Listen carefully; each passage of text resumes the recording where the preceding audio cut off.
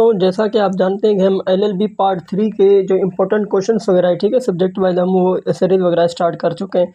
इससे पहले हमने 2 वीडियो वगैरह बनाई थी, में हमने मुस्लिम पर्सनल लॉ को और इसके बाद जो है ना हमने लॉ ऑफ कॉन्ट्रैक्ट को डिस्कस वगैरह किया था। आज हमारी इस इम्पोर्टेंट वीडियो में हम कॉन्स्टिट्यूशन ऑफ पाकिस्तान को डिस्कस करेंगे। तो कॉन्स्टिट्यूशन ऑफ पाकिस्तान में बेसिकली आपके पास 3 पोर्शंस वगैरह दिए जाते हैं, ठीक है, जिसमें से एक जो आपका पोर्शन होता है वो आपका होता है कॉन्स्टिट्यूशन ऑफ पाकिस्तान 1973 का, ठीक है। इसमें आपकी जो है ना एक पोर्शन होता है जिसके आपके पास 60 मार्क्स होते हैं और आपने 3 क्वेश्चन वगैरह सोल्व करने होते हैं।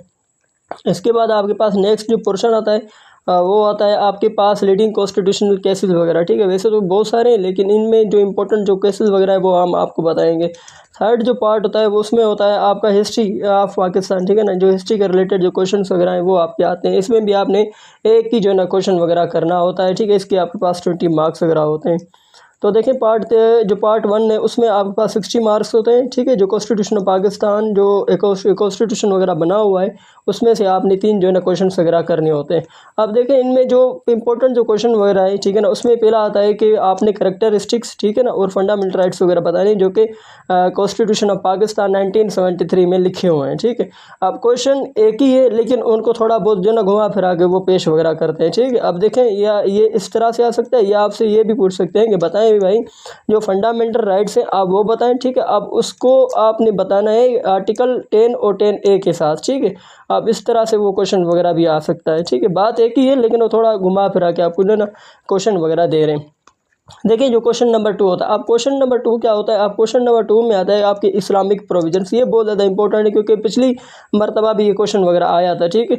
अब कहता है including the status of the objective resolutions, यानी कि आपने जो इस्लामिक जो प्रोविजंस हैं आपने वो बताने, उनके साथ साथ जो ऑब्जेक्टिव रेजोल्यूशन वगैरह पास किया गया था आपने उसको भी हाईलाइट वगैरह कर देना है। अब कहता है थर्ड पे जो क्वेश्चन नंबर 3, अब उसमें कहता है कि जो qualifications, election power and procedure वगैरह, ठीक है ना, इलेक्शन और इम्पीचमेंट का जो प्रेसिडेंट का होता है, ठीक है ना, आपने उसको डिस्कस वगैरह करना है, ठीक है। अब इसको आपने लिखना किस तरह से वो मैं थोड़ा बहुत आपको सिखा देता हूँ। फर्स्ट ऑफ ऑल आप देखें जैसे आप क्वेश्चन वगैरह शुरू करेंगे ना, जैसे आप इनको पढ़ना शुरू करेंगे या लिखना शुरू करेंगे, उसमें सबसे पहले आपने इंट्रोडक्शन वगैरह डेफिनेशन वगैरह लिखे, ठीक है। आपने लिखनी है इनकी क्वालिफिकेशंस, ठीक है, और उसके बाद इलेक्शन पावर और फंक्शन पे आपने बात वगैरह कर देनी है, ठीक है। अब देखिए नीचे आपका जो पोर्शन वगैरह बच जाएगा ना, आपने उसमें लिखना है कि भाई ये जो इलेक्शन वगैरह इनके किस तरह से होते हैं, ठीक है ना, आपने वो लिख देना है। उसके बाद आपने जब आपने प्रिपेयर वगैरह कर रहे हो, ठीक है, जब आपकी प्रिपरेशन वगैरह चल रही हो, जब आप नोट्स वगैरह बना रहे हो, तब आपने क्या करना है कि इनके साथ साथ इम्पीचमेंट का भी जो है ना आपने साथ में हवाला वगैरह दे देना है। जब आपके पास क्वेश्चन आएगा इलेक्शन के हवाले से तो वो भी आपका क्लियर हो जाएगा, ठीक है ना। जब आपका आ जाएगा इम्पीचमेंट के हवाले से तो वो भी आपका इनके साथ साथ क्लियर होता जाएगा, ठीक है। अब देखते हैं, देखिए नेक्स्ट पे चले जाते हैं। अब नेक्स्ट पे आता है जो क्वेश्चन नंबर 4 है। अब उसमें कहता है कि भाई बताएं जो कॉन्स्टिट्यूशनल स्टेटस है, ठीक है ना, जो पावर्स हैं, फंक्शंस हैं या रोल वगैरह, ठीक है ना, आप उसमें बताएं कि जो प्राइम मिनिस्टर वगैरह, ठीक है ना, अब उनके क्या पावर्स वगैरह, उनका क्या रोल वगैरह है, ठीक है ना। उनके साथ साथ बताएं जो फेडरल जो गवर्नमेंट जो कैबिनेट वगैरह बनती है, ठीक है ना, आप उनके भी पावर्स वगैरह फंक्शंस वगैरह क्लियर करते जाएं, ठीक है। नेक्स्ट पे चल जाते हैं। नेक्स्ट में लिखा हुआ है कि भाई बताएं कि जो कंपोजिशंस वगैरह होती है, जो पावर्स होते हैं, फंक्शंस होते हैं और जो लेजिस्लेटिव प्रोसीजर वगैरह होते हैं, ठीक है। अभी लेजिस्लेटिव या फिर जो पावर फंक्शंस वगैरह कंपोजिशन हुआ पार्लियामेंट की, ये इन पे डिफरेंट किस्म के मतलब कि 2 अलग सेपरेटली आपके क्वेश्चन भी बन सकते हैं और आपका एक ही क्वेश्चन भी आ सकता है, ठीक है। अब देखेंगे इस तरह से भी आ सकता है या आपको थोड़ा घुमा फिरा के दे सकते हैं। लाइक जेड के आप देख लें कि आपसे पूछ सकते हैं कि भाई कंपोजिशन ऑफ पार्लियामेंट बताएं, ठीक है। अब इसके साथ साथ हमें क्वालिफिकेशन बताएं, ठीक है, और जो डिस्क्वालिफिकेशंस वगैरह हैं, ठीक है ना, जो कि आर्टिकल 63 और 63A में, ठीक है ना, ये दोनों जो आर्टिकल्स है ना बहुत ज़्यादा इंपॉर्टेंट है। 63 और 63A ये आते रहते हैं, ठीक है ना। आपने बात एक ही है, थोड़ा घुमा फिरा के पेश वगैरह करें, ठीक है ना। आपने इनको जो कॉल ऑफ क्वेश्चन वगैरह है वो समझना है, ठीक है। अब उसके बाद वो बाज़ औक़ात जो है ना ये सेनेट वगैरह, ठीक है ना, अब सेनेट पे बाज़ औक़ात जो पास्ट पेपर में अगर आप इनका रिव्यू वगैरह लें, ठीक है ना, अब उसमें से ये है कि उनका जो है ना लाइक जेड के एक नोट भी आया है, ठीक है। अब ये नोट्स में भी आया है लेकिन इनके साथ जो लॉन्ग जो आपके क्वेश्चंस वगैरह होते हैं उसमें भी ये सेनेट के हवाले से आपसे पूछा गया है, ठीक है।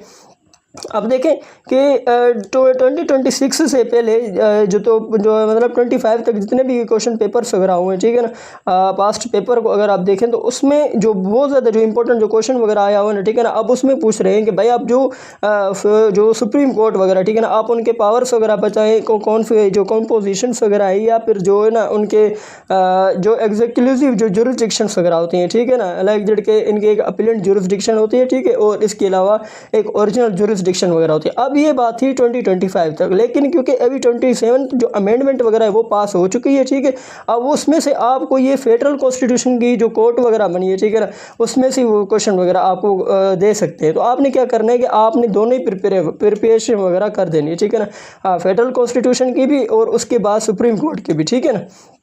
अब उसके बाद कहता है कि जो अब ये भी ज़्यादा इंपॉर्टेंट, ठीक है ना, अब हाई कोर्ट के बताएं, ठीक है ना, और हाई कोर्ट जो कि उनकी जो रिट जुरिसडिक्शन वगैरह, ठीक है ना, अकॉर्डिंग टू आर्टिकल 199 आपने उसको भी हाईलाइट वगैरह कर देना है, ठीक है।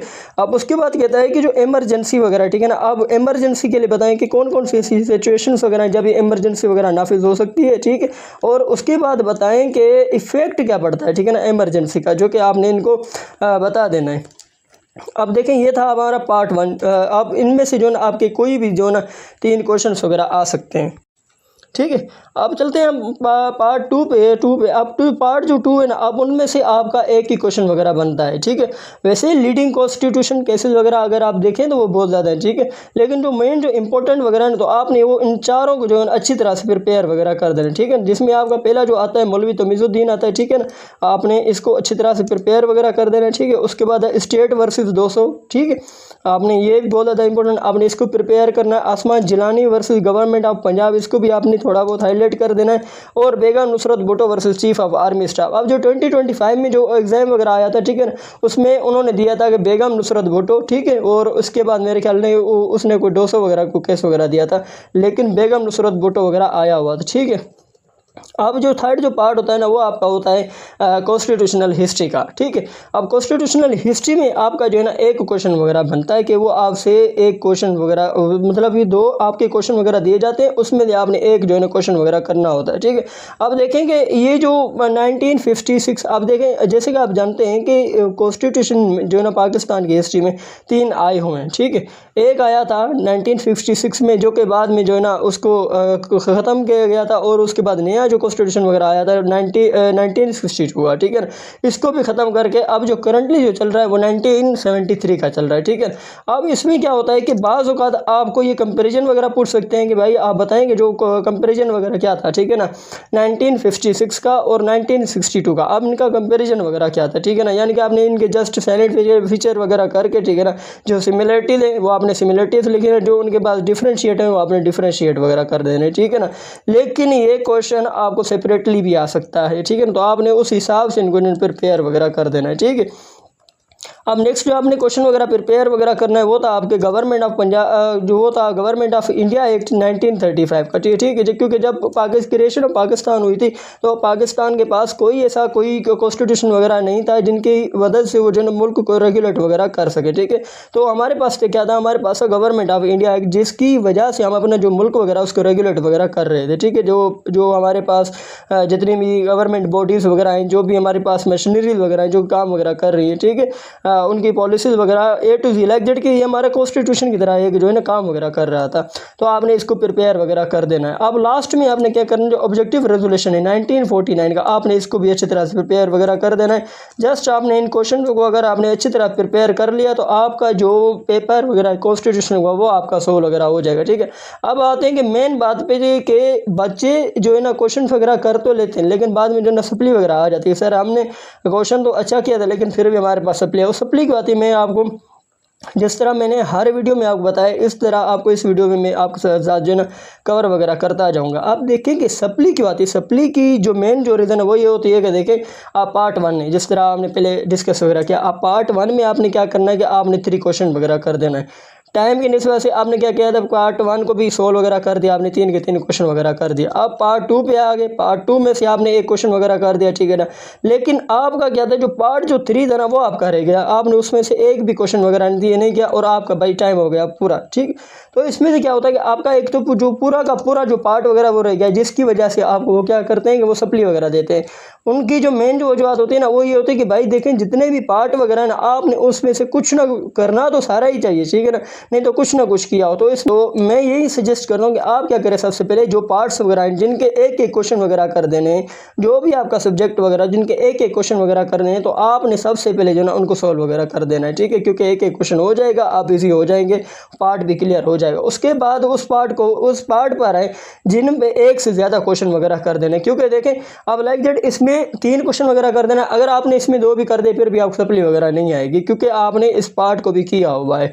तो आपने क्या करना है कि जिस पार्ट में एक एक क्वेश्चन वगैरह है तो आपने उसको करना है, उसके बाद जो ना बाकी क्वेश्चन पे आना है। आई होप कि ये वीडियो आपके लिए काफ़ी इन्फॉर्मेटिव रही होगी। ये जो फाइल वगैरह, ठीक है ना, इंपॉर्टेंट क्वेश्चन की, इनकी पीडीएफ मैंने डिस्क्रिप्शन बॉक्स में दी हुई है। को अप्रिशिएट करें, लाइक कमेंट सब्सक्राइब करें and press the bell icon for the latest updates and do share with your friends. और मिलते हैं अगली वीडियो में, तब तक के लिए अपना बहुत सारा ख्याल रखें और मुझे इजाज़त दें। अल्लाह हाफिज़।